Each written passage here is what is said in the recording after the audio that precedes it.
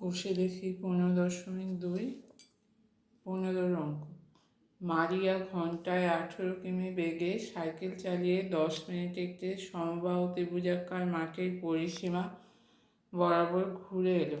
তাহলে সমবাহু ত্রিভুজের পরিসীমা সমান হবে 10 মিনিটে মারিয়া যে পথটা অতিক্রম করেছে সেই দূরত্বটা হয়ে যাচ্ছে সমবাহু ত্রিভুজের পরিসীমা।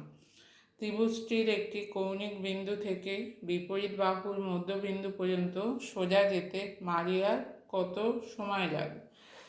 আচ্ছা, প্রথমে সমবাহু ত্রিভুজের মাঠের পরিসীমা সমান মারিয়া 10 মিনিটে অতিক্রান্ত দূরত্ব।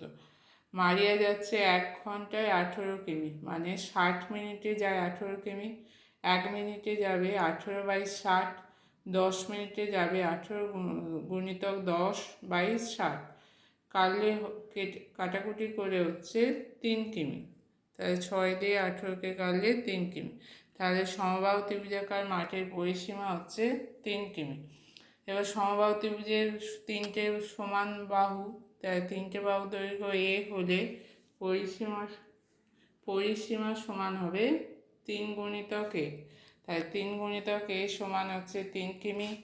এ সমান কী হবে? 3/3, 1 কিমি। তাহলে একটা বাহু 1 কিমি করে হলো।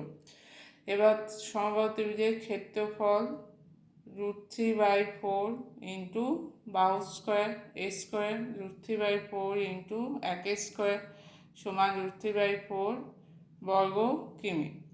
এবার ত্রিভুজটির কৌণিক বিন্দু থেকে বিপরীত বাহুর মধ্যবিন্দু পর্যন্ত দূরত্ব ধরে নিলাম x। তাহলে এইটা বাহুর মধ্যবিন্দু, এখান পর্যন্ত দূরত্ব হচ্ছে x। তাহলে এই সমবাহু ত্রিভুজে এটা লম্ব হবে।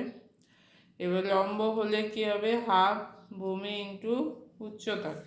তাহলে হাফ ভূমি হচ্ছে এখানে বাহুর দৈর্ঘ্য এ মানে হচ্ছে এখানে 1, হাফ ইন্টু 1 ইন্টু উচ্চতা হচ্ছে এখানে x সমান হচ্ছে সমবাহু ত্রিভুজের ক্ষেত্রফল √3/4। তাহলে x সমান হয়ে যাবে √3/4, এই যে 2টা আছে এটা ওপরে গেল, তাহলে গুণিতক 2, তাহলে কাটলে হবে √3/2 কিমি।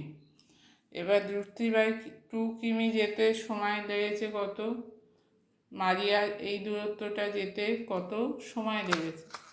তাহলে মারিয়া যায় 18 কিমি যায় 60 মিনিটে, তাহলে 1 কিমি যাবে 60/18 মিনিটে।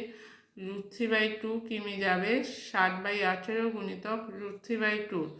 এখানে কাটাকুটি করলে হচ্ছে 10/6 ইন্টু √3।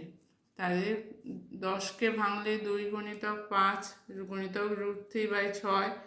তাহলে 2 দিয়ে 6কে কাটলে হচ্ছে 3, তাই 5√3/3। √3 মান 1.732 বসানো হয়েছে। বসিয়ে 3 দিয়ে ভাগ করলে উত্তর হবে 2.89 মিনিট।